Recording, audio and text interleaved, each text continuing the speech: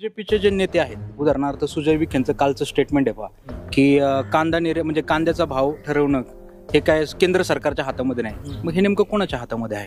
नाही नाही, कांद्याचा भाव केंद्र सरकारच्या हातात. ज्या प्रमाणात उत्पादन म्हणजे केंद्र सरकारने निर्यात बंदी केल्यानंतर कांद्याचे भाव पडले हे तर आपल्याला मान्य करावं लागेल. आणि मग सुजय विखे साहेब असं कसं म्हणू शकतात की केंद्र स्तरावरती ह्याचा काही संबंध नाही? की दूध उत्पादक शेतकरी, आम्ही अनेक दूध उत्पादक शेतकऱ्यांच्या मुलाखती घेतल्या, त्यांचं असं म्हणणं आहे की भुसा पेंड दिवसेंदिवस रेट वाढत चाललेत, दुधाचे रेट मात्र खाली आहे तेच 23 रुपये 22 रुपये डेअरीवरती जो रेट आहे म्हणजे शेतकऱ्याकडून घेण्याचा तो त्या रेंजमध्ये आहे.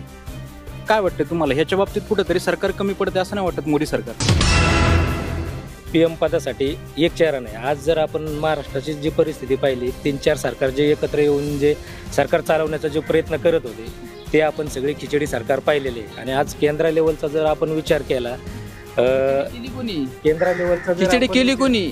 तुम्ही ईडी पाठवून जर उमेदवार जर पळून येत असेल.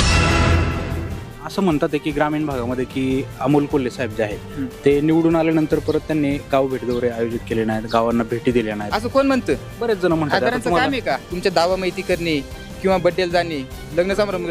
ज्यावेळेस संसद दिल्लीमध्ये जाऊन ते बोलतात ते भाषण महत्वाचं आहे. तुमचे महामार्ग आज मनसर घ्या, आंबेगाव घ्या, तुमचा हाच चाकणचा ट्रॅफिकचा विषय घ्या, आज वाघुली ते शिरूर जो उड्डाण पूल होणार आहे महत्वाचा विषय. तुमची रहदारी कुठे आहे, तुमच्या कंपन्या कुठे आहेत हे तर पाहून तुम्ही काम बघा. मग ह्याच्यात मोठा मोलाचा वाटा शिवाजीदादांच्या काळात का नाही झालं? आज का होतंय? आज का मंजुरी आली? त्याला निधी आज का पडलाय? बरोबर आहे तुम्ही म्हणता ते, परंतु जर आपल्या मतदारसंघामध्ये जर फिरले नाही तर त्यातले ग्रामीण स्तरावरचे म्हणजे आपण म्हणूयात की प्रश्न जे आहेत ते प्रश्न तिथपर्यंत कसे पोहोचणार खासदारांपर्यंत? नमस्कार मित्रांनो, स्वागत आहे तुमच्या सगळ्यांचं आपल्या यूट्यूब चॅनलमध्ये. तर मित्रांनो, आज आपण आलोय उरळगावमध्ये आणि आपण उरळगावमध्ये इलेक्शनच्या संदर्भातील कौल जाणून घेतोय.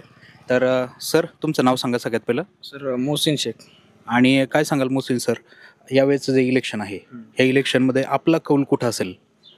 अमोल कोल्हे साहेब. अमोल कोल्हे साहेब. खरी प्रतिक्रिया शरद पवार साहेब. आम्ही त्यांना मानतो फक्त, बाकी काहीच विषय नाही. हा, म्हणजे शरद पवार साहेबांमुळे अमोल कोल्हेंना पाठिंबा आहे आपला. शेतकरी त्यांच्यासाठी जगतात फक्त, बस एवढाच विषय आपला, बाकी काही नाही. का असं वाटतं की त्यांना जायला पाहिजे? कारण मोदी सरकारची कामं जर पाहिले तर मोदींनी आता शेतकऱ्यांच्या त्या खात्यामध्ये काहीतरी 2000 वगैरे टाकायला सुरुवात केली. 2000 रुपयाने काय होते? 2000 काहीच होत नाही ना. शेतीला काय भाव नाही, काय नाही. आज मी नाही शेतकरी, पण लोक शेतकरी आहे ना, गावातील लोक शेतकरी ना. काय परिस्थिती लोकांची? बरोबर. शरद पवारच पाहिजे खरं तर. कृषी मंत्री तोच होऊन गेला, एक नंबर माणूस. बरोबर, चालतंय. चला, तर तरुणांची प्रतिक्रिया आपण पाहतोय. अजून देखील काही लोक आहेत आपल्या गावामध्ये, त्यांच्याही प्रतिक्रिया आपण जाणून घेऊयात. तर मित्रांनो, या ठिकाणी काही तरुण वर्ग देखील उपस्थित आहे. सर, सगळ्यात पहिलं आपलं नाव सांगा. निलेश अनिल सातरस. अच्छा, आणि काय सांगाल सर, आता इलेक्शन येत आहे तर या इलेक्शनमध्ये आपला कौल कुठं असेल? आता कौल सांगायचं काय विषयच राहत नाही. आज जर तुम्ही पाहिलं तर आपला हा कृषीप्रधान देश आहे. हा कोणामुळे? बरोबर ना.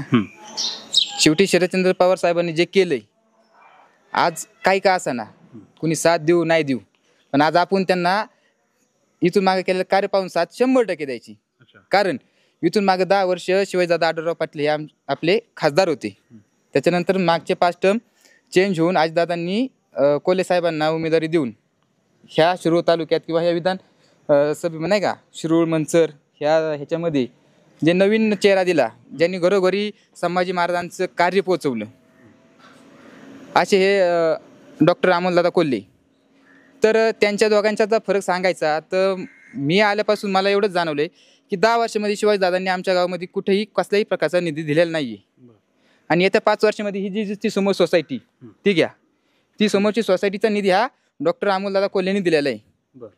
आणि ज्यावेळेस आता हे सांगतात की बैलगाडा शर्यत कुणी चालू केली, ज्यावेळेस तुम्ही बैलगाडा शर्यतीचं नाव घेतात त्यावेळेस का नाही शिवाजीदादांच्या काळामध्ये झाली चालू? ज्यावेळेस संसदेत आवाज उठवला डॉक्टर साहेबांनी, आवाज अशा प्रकारे उठवला की तुमची खिल्लार गाई जपली पाहिजे.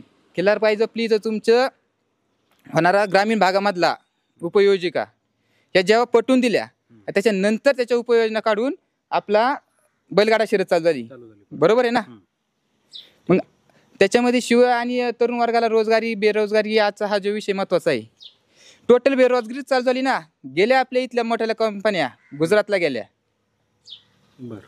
त्याच्यामुळं ते थांबवण्यासाठी आपल्याला कुठेतरी वेगळं पाऊल घेऊन किंवा आपल्या पवार साहेबांना साथ देऊन हे थांबवलं पाहिजे कुठेतरी. म्हणजे याच्यासाठी येस येस येस याच्यासाठी डॉक्टर साहेबांना पुन्हा एकदा आपल्याला मतदान करून पुन्हा एकदा संसदेत पाठवून आपला जो ग्रामीण भागाचा जो आवाज आहे हा ठळकपणे उठवला पाहिजे. पण असं म्हणतात की ग्रामीण भागामध्ये की अमोल कोल्हे साहेब जे आहेत ते निवडून आल्यानंतर परत त्यांनी गाव भेट दौरे आयोजित केले नाहीत, गावांना भेटी दिल्या नाहीत, असं कोण म्हणतं? बरेच जण म्हणतात. साधारणचं काम आहे का तुमच्या दावा माहिती करणे किंवा बड्डेला जाणे, लग्न समारंभ? ज्यावेळेस संसदेत दिल्लीमध्ये जाऊन जे बोलतात ते भाषण महत्वाचं आहे. तुमचे महामार्ग आज मनसर घ्या, आंबेगाव घ्या, तुमचा हाच चाकणचा ट्रॅफिकचा विषय घ्या, आज वाघुली ते शिरूर जो उड्डाण पूल होणार आहे महत्वाचा विषय, तुमची रहदारी कुठे आहे, तुमच्या कंपन्या कुठे आहेत, हे तर पाहून तुम्ही काम बघा. मग ह्याच्यात मोठा मोलाचा वाटा शिवाजीदादांच्या काळात का नाही झालं? आज का होतंय? आज का मंजुरी आली? त्याला निधी आज का पडलाय? बरोबर आहे तुम्ही म्हणता ते. परंतु जर आपल्या मतदारसंघामध्ये जर फिरले नाही तर त्यातले ग्रामीण स्तरावरचे म्हणजे आपण म्हणूयात की प्रश्न जे आहेत ते प्रश्न तिथपर्यंत कसे पोहोचणार खासदारांपर्यंत? आता आपल्या आमदार कायसाठी आहेत? कारण आपला जिल्हा परिषद सदस्य कायसाठी? गुन्हाट गावामध्ये आम्ही प्रतिक्रिया घेत होतो, त्याच्यामध्ये एका जणांनी सांगितलं की गुन्हाट हे गाव मतदारसंघामध्ये आहे हेच अमोल कोल्हेंना माहिती नाही, असं त्यांनी मला सांगितलं त्या ठिकाणी. तुम्ही प्रतिक्रिया पण पाहिल्या असेल तर काय वाटतं की मग हे कुठंतरी कनेक्शन जे आहे आपण म्हणूयात ग्रामीण स्तरावरचं आपल्या मतदारसंघातल्या गावांसोबतचं हे कुठंतरी तुटते असं जाणवत नाही? हे चुकीचं आहे. खासदार साहेब म्हणजे आज किती तालुके, किती गावं, किती काय आहेत. ज्यावेळेस तुम्ही मतदानाची प्रक्रिया चालू होती गाव लेवलनी सरपंच, पंचायत समिती सदस्य, त्यानंतर जिल्हा परिषद सदस्य, त्याच्यानंतर आमदार आणि त्याच्यानंतर खासदार येतात. हे तुम्ही स्वतः स्थानिक लोकांनी खालून पायरी चढत गेली पाहिजे ना, तिथपर्यंत त्याच्यामध्ये पोहोचलं पाहिजे ना. खासदार साहेबांना माहिती असं नाही, असा विषय नाहीये. पण तुम्ही जर कामं घेऊनच नाही गेले तर त्यांना काय करणार? तुमच्या भागात काय समस्या आहे आज? बरोबर आहे का चुकीचं आहे? बरोबर आहे. परंतु आता गुन्हाट गावामध्ये ज्या कार्यकर्त्यांनी प्रतिक्रिया दिल्या त्यांचं असं म्हणणं होतं की आम्ही काम घेऊनच त्यांच्याकडे गेलो होतो. म्हणजे त्यांनी कॉल केला आणि त्यांना ऐका ना साहेब, जो माणूस बोलतो ना त्यांनी पुराणीश्वर बोलायचं असतं की आम्ही हे काम घेऊन गेलो, हे पत्र घेऊन गेलोय आणि ह्या पत्राला आम्हाला प्रत्युत्तर भेटलेलं नाहीये. ठीक आहे, चला. तर खूप छान प्रतिक्रिया दिलेली आहे सरांनी देखील. इतरही काही तरुण वर्ग या ठिकाणी उपस्थित आहे. कोण बोलल्यानंतर सर आहेत पुढे, या सर. हे तुम्ही पण थांबा, इकडनं आहे. सगळ्यात पहिलं तुमचं नाव सांगा. माझं नाव दत्ता आपळे. आणि काय वाटतंय आता ह्या लोकसभेच्या इलेक्शनमध्ये आपला कौल कुठं असेल? आमचा कौल मोदी साहेबांनाच आहे. कारण जर पुढचा चेहरा जर पाहिला आपण, तसा जर चेहरा पाहिला की PM पदासाठी एक चेहरा नाही. आज जर आपण महाराष्ट्राची जी परिस्थिती पाहिली, 3-4 सरकार जे एकत्र येऊन जे सरकार चालवण्याचा जो प्रयत्न करत होते ते आपण सगळे खिचडी सरकार पाहिलेले. आणि आज केंद्र लेवलचा जर आपण विचार केला, केंद्र लेवलचा खिचडी केली कोणी? तुम्ही ईडी पाठवून जर तुम्ही जर उमेदवार जर पळून येत असेल, असं नाही, खिचडी तुमच्यापासून चालू झाली असं नाही. आज उद्धव ठाकरे कोणत्या साईडने निवडून आले, तुम्ही कोणत्या साईडला घेतले त्यांना, काय झालं त्या गोष्टीचा पण विचार केला पाहिजे. आणि राहिला विषय, हे काही राज्य लेवलची निवडणूक नाहीये, ही केंद्र लेवलची निवडणूक आहे. आपल्याला पंतप्रधान निवडायचं, इथं मुख्यमंत्री निवडायचा नाही आहे आपल्याला. आज पंतप्रधानांचा जर विचार केला, आज जर 40 पक्ष एकत्र येऊन, तुम्ही 3 पक्ष एकत्र येऊन जर महाराष्ट्र चालू शकत नाही, तुम्ही 40 पक्ष एकत्र येऊन देश काय चालवणार आहे तुम्ही? तो पण एक विचार करण्याची गरज आहे. आज राहुल गांधी सारखा जर नेता पाहिला आपण, पण तो आज पंतप्रधान पदासाठी लायक नेता नाही. आज जर तुम्ही पवार साहेबांच्या नावाखाली जर तुम्ही हे करत असेल, आज 10 खासदार तुम्ही आज 10 जागा निवडताय आणि तुम्ही आज केंद्र लेवलचे स्वप्न बघताय, पंतप्रधान लेवलची, ती गोष्ट योग्य नाही असं माझ्यासारख्या तरुण कार्यकर्त्याला वाटते. पण मोदी सरकार जेव्हापासून आले तेव्हापासून आपण असं पाहतोय की कांदा निर्यात बंदी करतंय, कुठेतरी शेतकऱ्यांना त्याचा फटका बसतोय, असं वाटत नाही? नाही, कांदा निर्यात बंदी आता कालच उठवलेली. काय होते, काही गोष्टी आता जो काळ होता नेमका, शेतकऱ्यांना कधीतरी पैसे कमवायला भेटतात, ठीक आहे, आणि त्याच काळामध्ये निर्यात बंदी करता तुम्ही आणि त्याच्यानंतर कांद्याचं आपल्याकडे जर विचार केला, कांद्याचा शेतीचा जर विचार केला, आता कांदा पीक आहे जवळजवळ 3 महिने किंवा 4 महिन्याचं पीक आहे. शेतकऱ्यांमध्ये पण आपण जर विचार केला, आता कांदा जर लावला तर सर्रास आपण सगळीकडे कांदाच लावत जातो. म्हणजे त्याच्यात पण आपण हे नाहीये. बीजेपीचे जे नेते आहेत, उदाहरणार्थ सुजय विखेंचं कालचं स्टेटमेंट आहे पहा की कांदा निर्यात म्हणजे कांद्याचा भाव ठरवणं हे काय केंद्र सरकारच्या हातामध्ये नाही. मग हे नेमकं कोणाच्या हातामध्ये आहे? नाही, कांद्याचा भाव केंद्र सरकारच्या हातात. ज्या प्रमाणात उत्पादन म्हणजे केंद्र सरकारने निर्यात बंदी केल्यानंतर कांद्याचे भाव पडले हे तर आपल्याला मान्य करावं लागेल. आणि मग सुजय विखे साहेब असं कसं म्हणू शकतात की केंद्र स्तरावरती ह्याचा काही संबंध नाही? नाही, केंद्र स्तरावर संबंध राहणारच आहे, याचा असं नाहीये की याचा संबंध नाहीये. बरोबर आहे ना? बरोबर आहे, हे याच्याशी मी सहमत आहे, याचा काही विषय नाही. पण दुसरी गोष्ट अशी आहे की दूध उत्पादक शेतकरी, आम्ही अनेक दूध उत्पादक शेतकऱ्यांच्या मुलाखती घेतल्या. त्यांचं असं म्हणणं आहे की भुसा, पेंड दिवसेंदिवस रेट वाढत चाललेत. दुधाचे रेट मात्र खाली आहे तेच आहेत. 23 रुपये, 22 रुपये डेअरीवरती जो रेट आहे म्हणजे शेतकऱ्याकडून घेण्याचा तो त्या रेंजमध्ये आहे. काय वाटतं तुम्हाला ह्याच्या बाबतीत कुठेतरी सरकार कमी पडते असं नाही वाटत? मोदी सरकार नाही, याच्यावर आता काम करणं गरजेचं आहे. शेती धोरणाविषयी सरकारने ना थोडंफार लक्ष घालणं गरजेचं आहे. आणि जे काही दुधाचा प्रश्न असेल किंवा कांद्याचा प्रश्न असेल, निर्यात बंदी किंवा आपली याच्यात जास्त प्रमाणात लक्ष घालणं गरजेचं आहे आता सध्याच्या चालू का याच्यात. हा, म्हणजे शेतकऱ्याला बळीराजा म्हटलं जाते, परंतु बळीराजाच्या बाजूने किती निर्णय घेतले जातात हे महत्वाचं आहे ना. महत्वाचं आहे, बरोबर आहे. सर, आता काहीतरी कांदा निर्यात बंदी उठवली, त्या संदर्भात काहीतरी आपण बोलत होते. कांद्या निर्यातचं ते हाच विषय. ते केंद्र सरकारचं काम नाही असं डॉक्टर बोलले. डॉक्टर सुजय विखे पाटील असे पण बोलले की तुम्ही चॅनलवाले विकावीत. हे तुम्हाला मान्य आहे का? आज मी तुम्हाला प्रश्न करतो, तुम्ही मला आज 100 प्रश्न केले, मी तुम्हाला एक प्रश्न करतो. तुम्ही चॅनलवाले सांगतो याविषयी पण होईल. सुजय विखेंनी असं स्टेटमेंट केलं की हातात दांडी घेऊन फिरणारे जे लोक म्हणजे पत्रकार जे आहेत त्यांच्या पत्रकार बंधूंवरती त्यांनी आक्षेप घेतला. परंतु तसं म्हणायला जर गेलं तर आज मोदी सरकारचं जे काम होतं पहिलं आपण म्हणूयात, ते काम कुणी जनतेसमोर मांडलं का? मोदी सरकार निवडून आल्यानंतर 2 वेळा मीडियामुळेच ना. त्याच मीडियाला आज तुम्ही नावं ठेवता, हे तर चुकीचं किंवा काय हे नाही बोलू शकत आपण. कारण जे चालतंय सगळं का हे घरोघरी पोहोचते, हे तुमच्या मार्फतच पोहोचते. लोकांच्या प्रतिक्रिया असतील किंवा काय असतील. आज इथं काय घडतं हे बाहेरच्या गावात जर समजायचं मला काय बोलायचे, आज बीजेपी सरकारची मनमानी झाली ना.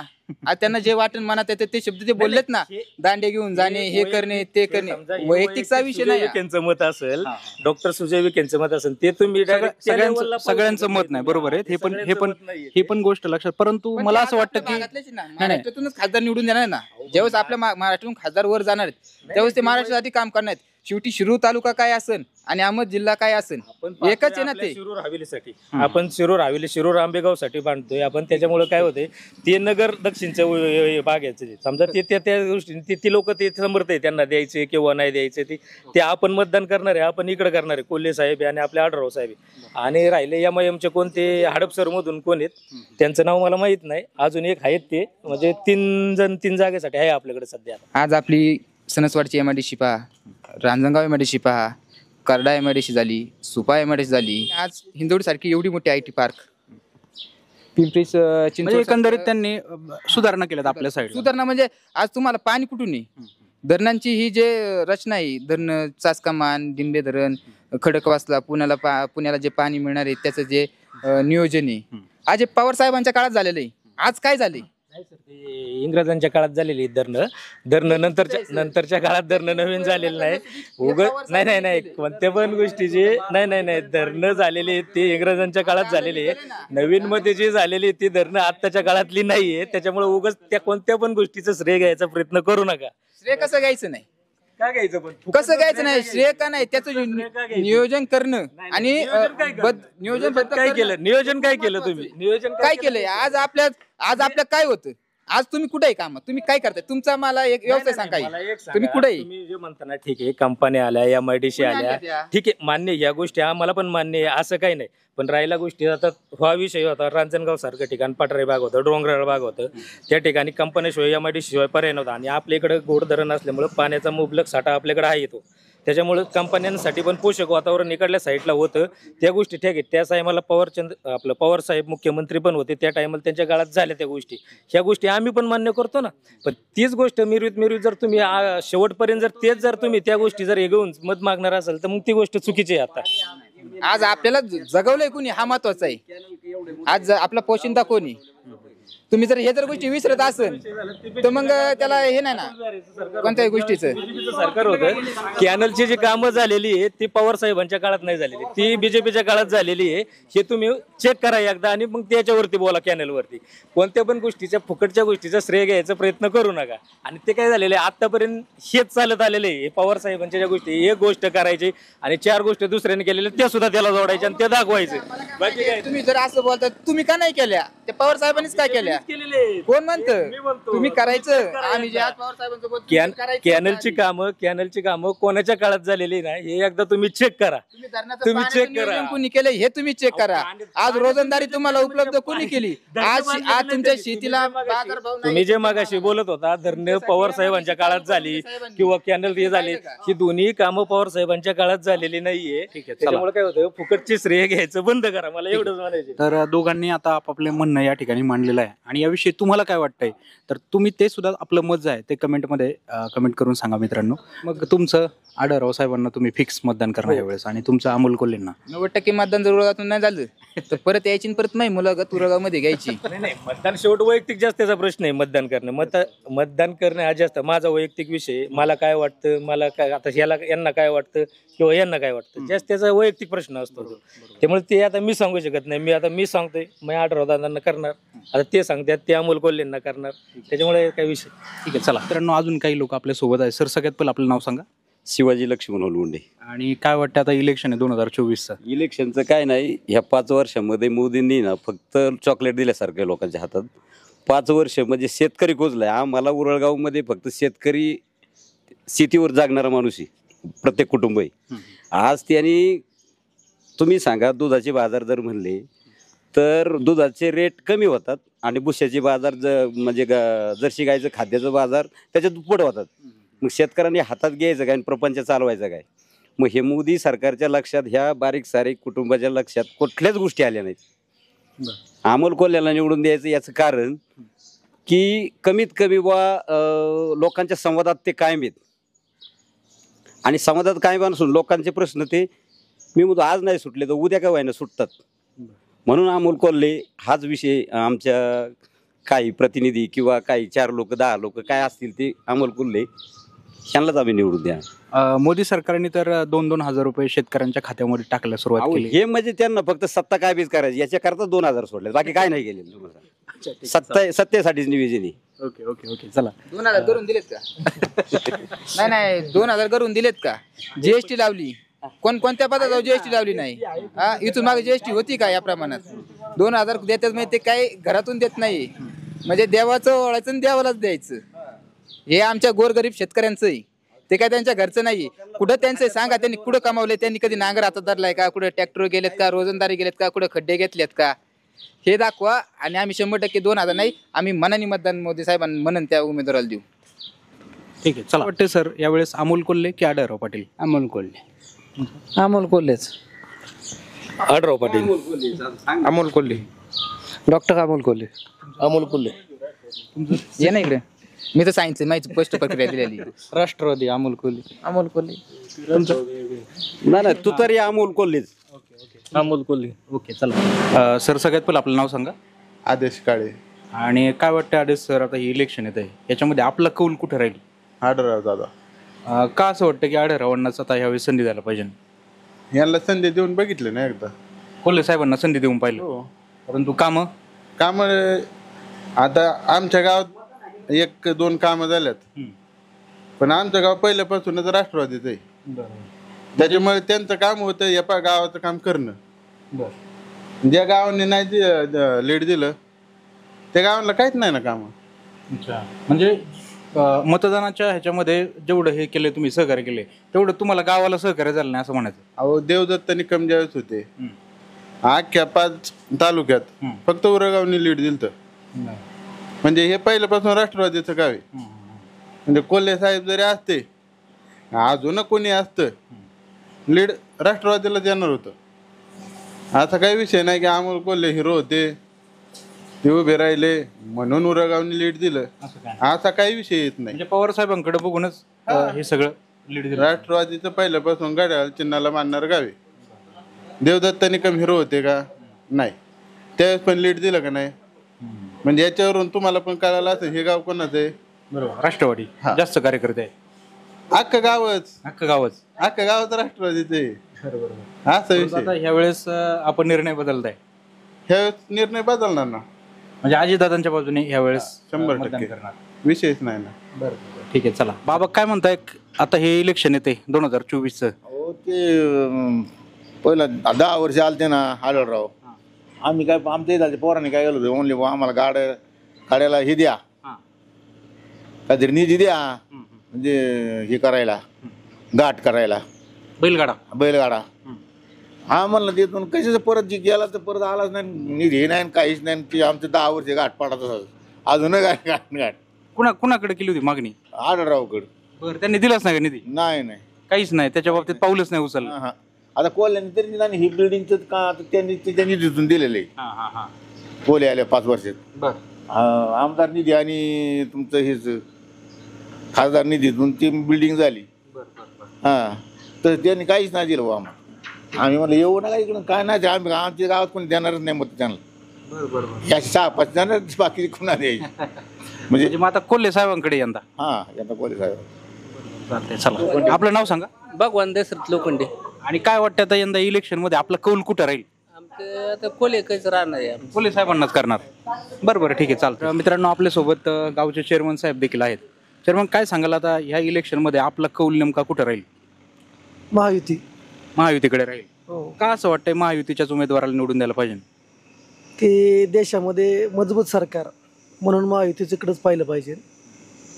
म्हणजे मोदी सरकार जे काम करते ते आवडते तुम्हाला? मोदी सरकार आहे किंवा अजितदादाचं प्रशासनावर असणारी प्रखर क्षमता किंवा प्रशासनाचा जो वचक आहे तो दादांचा आहे. निश्चितच दादांच्या माध्यमातून ज्यावेळेस हा गट होण्या अगोदर अजितदादांचं काम या पुणे जिल्ह्यासाठी महत्वाचं होतं. दादाचे काही केलं तरी म्हणजे आपल्या एरियामध्ये दादांची कामं होती. हो, दादाच्या माध्यमातून आताही उरळ गावासाठी 20 लाखाचा निधी आलेला आहे रविबापू काळेंच्या माध्यमातून. तर मग दादाकडेच आपलं मतदान राहील. दादाकडेच म्हणजे आढळराव साहेबांना फिक्स मतदान. मतदान. चालतंय, चला.